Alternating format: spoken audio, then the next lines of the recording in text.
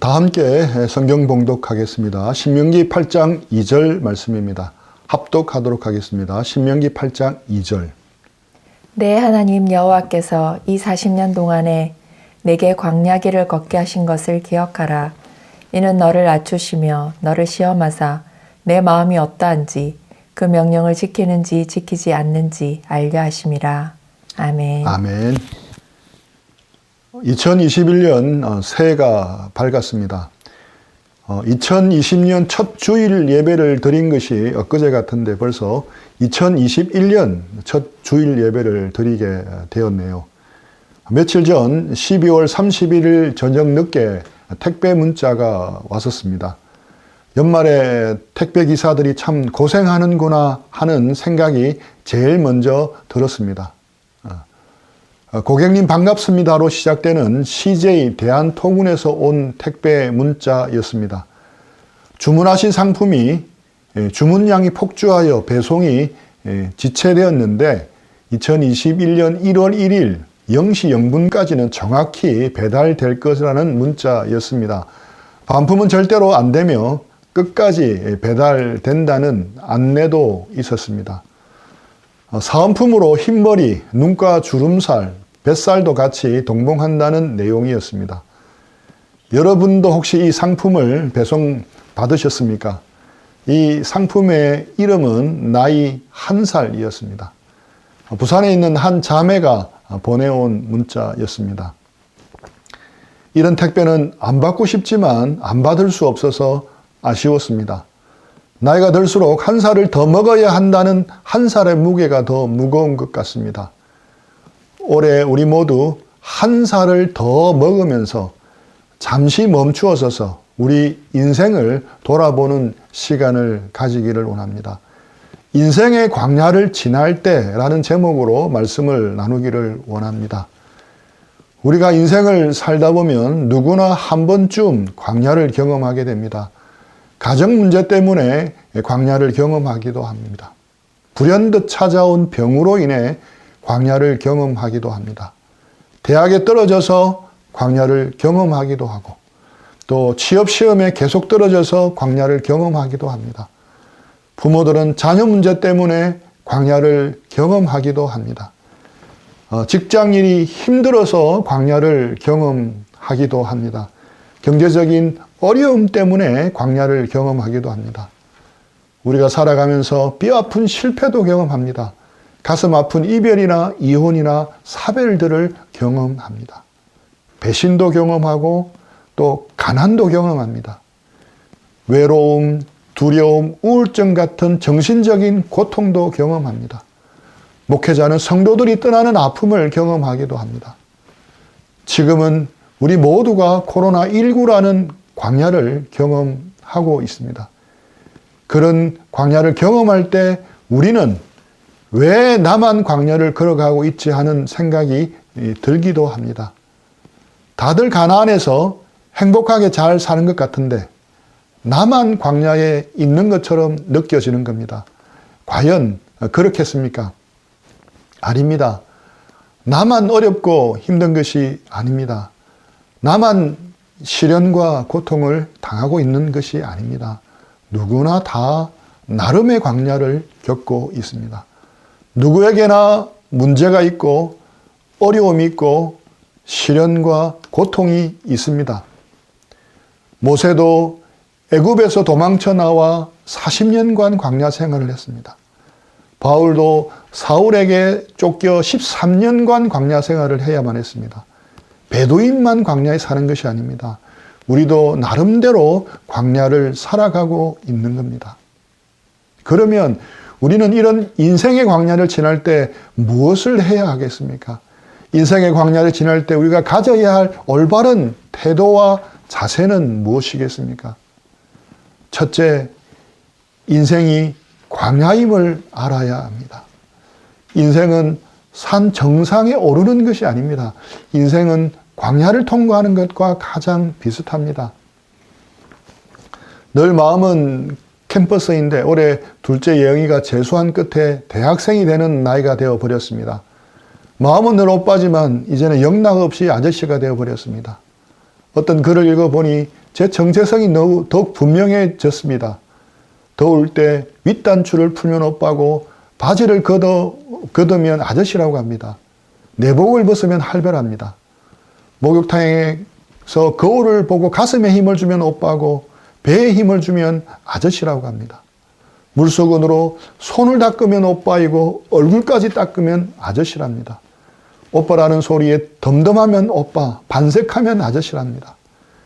아이돌 노래 따라 부르면 오빠이고 뭔 말인지 모르겠다면 아저씨랍니다.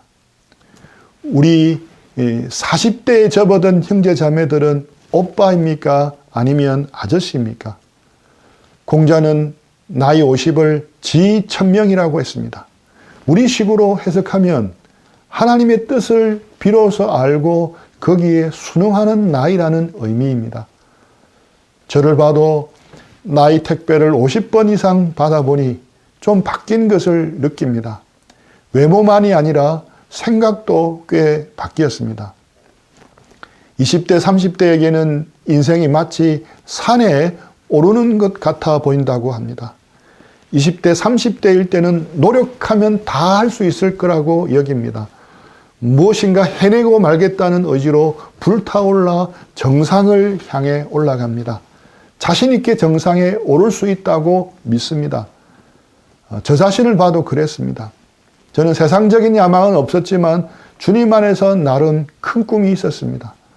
적극적으로 드러내지는 않았지만 그것을 꿈꾸며 열심히 하면 언젠가는 이루리라 생각을 했었습니다. 그러나 40대를 보내고 50대가 되니까 조금씩 인생이 다르게 보입니다. 이진희 목사님의 광야를 읽다라는 책을 읽으면서 너무 공감이 갔습니다. 인생은 정상을 향해 오르는 것이 아니라 언제 끝날지 모르는 사막을 지나는 것이라고 합니다. 끝없이 펼쳐진 광야를 지나는 것이 인생이라는 겁니다. 인생은 어떤 정상을 정복하고 무엇인가를 성취하기 위해 사는 것이라고만 생각했는데 그것이 아니었습니다. 인생은 살아남기 위해 사는 것이었습니다. 지1000명은 아니라도 새롭게 보기 시작하고 깨닫기 시작한 인생의 모습입니다. 인생은 갈수록 사막 한가운데로 들어가는 것 같습니다. 인생은 때로 사망의 음침한 골짜기를 지나야 하고 때론 맹수가 공격하는 삶의 위기를 만나기도 합니다. 아프니까 청춘이라고 하는데 청춘만 아픈 것이 아닙니다. 중년은 더 아픕니다. 중년만 아프겠습니까? 아마 노년은 더 아플 것입니다. 울고 싶어도 소리내어서 울지 못하는 세대가 중년입니다. 여러분의 아버지 세대가 바로 그런 세대입니다. 얼마 후에는 지는 세대입니다. 잠시 후에는 곧 자리를 내주고 물러나야 할 세대입니다. 사라져 가야 하는 시간이 다가오고 있다는 서글픔이 있습니다. 이제 40대에 접어든 형제 자매들은 막 인생의 광야로 들어가고 있는지도 모릅니다. 50대, 60대를 지나는 분들은 지금 끝도 안 보이는 광야 한복판을 지나고 있을지도 모릅니다. 70대, 80대를 지나는 이들은 그 광야를 거의 다 통과했을지도 모릅니다. 혜원이, 효린이, 예성이, 예린이는 인생에 대해 아직 아무 생각이 없을 겁니다. 20대 청년들, 30대 형제자매들에게는 인생이 산에 오르는 것처럼 보일 것입니다. 하지만 중년에 접어들고 나이 택배를 더 받게 되면 될수록 그렇지 않다는 것을 알게 될 것입니다. 인생은 산에 오르는 것이 아니라 광야를 지나는 것이라는 사실을 깨닫게 될 것입니다. 자기 개발에 관한 대부분의 책들이나 성공학 서적들은 한결같이 인생을 산에 오르는 것에 비유합니다. 어떻게 하면 정상의 자리에 오를 수 있는지, 어떻게 하면 성공할 수 있는지를 그 비결을 알려주고 있습니다. 그러나 성경은 어떻습니까? 신명기 8장 2절 말씀입니다. 내 하나님 여호와께서 이 40년 동안에 내게 광야길을 걷게 하신 것을 기억하라. 이는 너를 낮추시며 너를 시험하사 내 마음이 어떠한지 그 명령을 지키는지 지키지 않는지 알려 하심이라. 성경은 우리 인생이 광야길이라고 말씀합니다. 그리고 어떻게 광야를 무사히 걸어갈 수 있는지를 가르쳐 줍니다. 어떻게 하나님의 도우심을 입으면서 약속의 땅 가나안에 들어갈 수 있는지를 가르쳐 줍니다. 성경에서 말하는 성공은 정상의 자리에 오르는 것이 아닙니다. 성경에서 말하고 있는 성공은 가나안을 통과하고 광야를 통과하고 가나안에 들어가는 것입니다. TV에 여러 해 전부터 오디션 프로그램이 인기를 모으고 있습니다. 최근에는 각 방송사마다 트로트 가수 오디션 프로그램이 상한가를 치고 있습니다. 당신의 꿈을 이루라고 말합니다. 하지만 수천 명, 수만 명의 사람들은 다 떨어집니다. 정상에 오른 사람은 단 한 명입니다. 근처까지 간 사람들도 소수입니다. 탈락한 수천 명의 사람들은 관심 바뀝니다. 오직 정상에 오른 사람 한 사람만 부각시켜서 꿈은 이루어진다라고 말합니다. 탈락한 수많은 사람들은 꿈이 다 안 이루어졌는데 정상에 오른 한 사람만 보고 꿈은 이루어진다라고 말합니다. 어떻게 보면 왜곡된 우리 인생의 축소판과 같습니다. 이 오디션 프로처럼 인생을 산 정상에 오른 것이라고 한다면 소수를 제외하고 대다수의 우리들은 실패자가 됩니다. 정상에 오른 몇 사람을 제외하고는 낙오자가 되는 것입니다. 지금까지 별로 이룬 것이 없는 사람은 실패자가 되는 것입니다.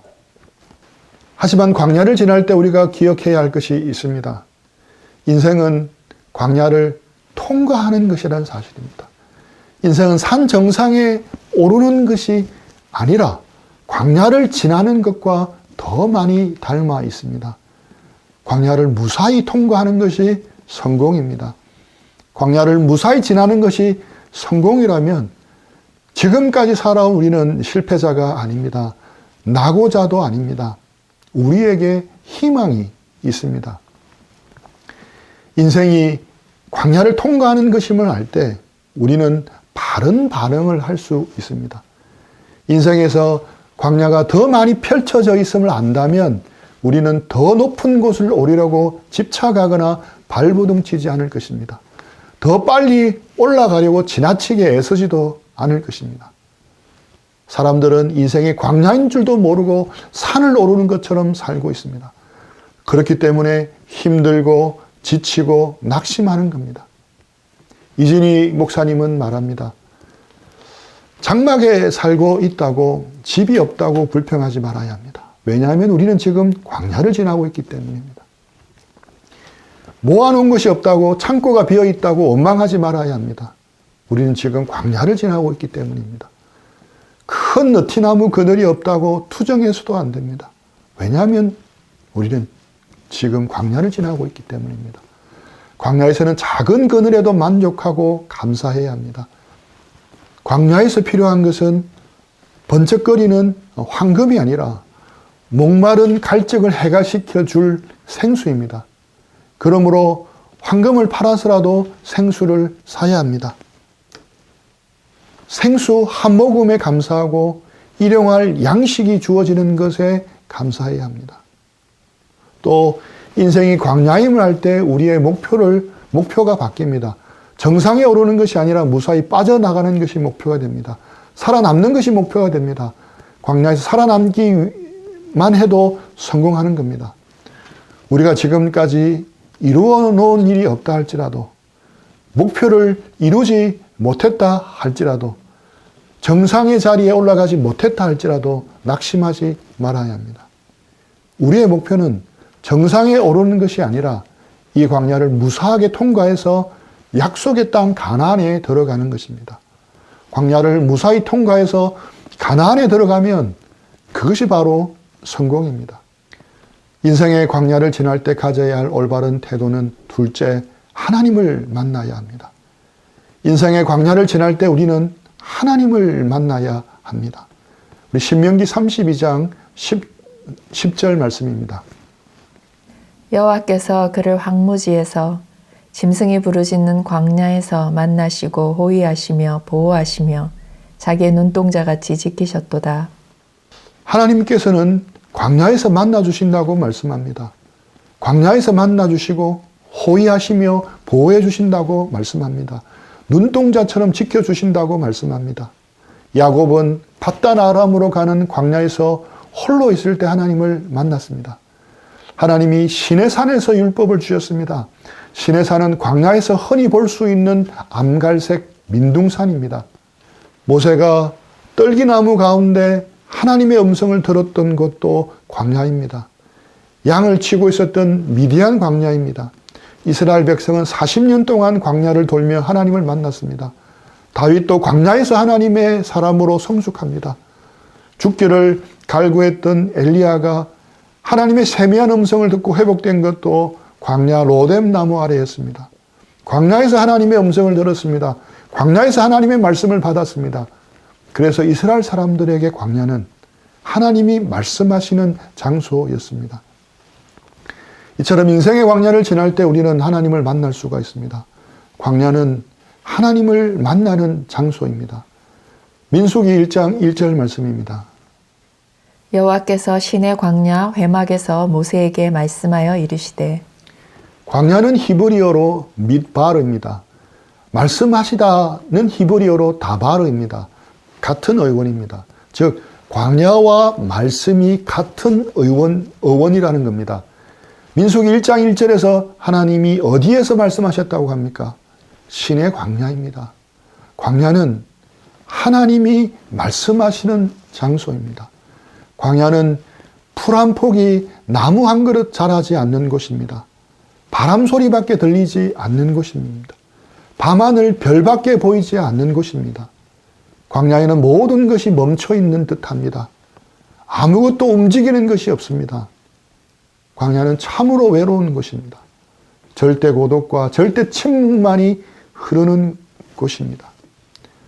우리가 사는 이 사회에는 세상의 소리들로 너무 시끄럽고 가득합니다. 해야 할 스케줄, 하고 싶은 스케줄이 가득합니다. 수많은 지방 방송들의 소리가 너무 커서 하나님의 말씀을 듣기가 어렵습니다. 그래서 우리는 광야로 들어가야 하는 것입니다. 광야는 하나님의 음성이 가장 크게 들리고 하나님을 가장 분명하게 볼 수 있는 곳입니다. 광야에서 조용히 하나님의 음성에 귀 기울이는 시간이 필요합니다. 지금 코로나19 사회적 거리두기 때문에 여러 사람들이 코로나 블루라는 정신적인 어려움을 호소합니다. 외로움과 고독의 차이가 무엇입니까? 적극적인 외로움이 고독입니다. 헨리 나우에는 고독은 영성의 길에서 경험하는 행복한 상태다라고 말합니다. 외로움과 고독에서 또한 성숙과 미성숙이 갈라집니다. 미성숙한 사람은 외로움을 견디지 못합니다. 반면 성숙한 사람은 스스로 고독의 시간을 찾고 즐길 줄도 압니다. 타인의 강요에 의해서 독방에 들어가면 감옥이 됩니다. 하지만 스스로 선택해서 독방에 들어가면 수도원이 된다고 합니다. 가톨릭 신자 까를로 까레토는 도시의 광야라는 책에서 이렇게 말합니다. 나날의 생활 속에 광야를 마련하라. 당신이 광야로 갈 수 없거든 당신의 생활 속에 광야를 만들라. 헨리 나우엔도 광야의 영성을 정의하면서 비슷한 도전을 합니다. 하나님과 함께 그리고 그분하고만 혼자 있을 수 있는 시간과 장소를 따로 마련하라. 일상생활에서 광야를 만들라는 것입니다. 광야 같은 고독의 장소를 만들어야 합니다. 침묵의 장소를 만들어야 합니다.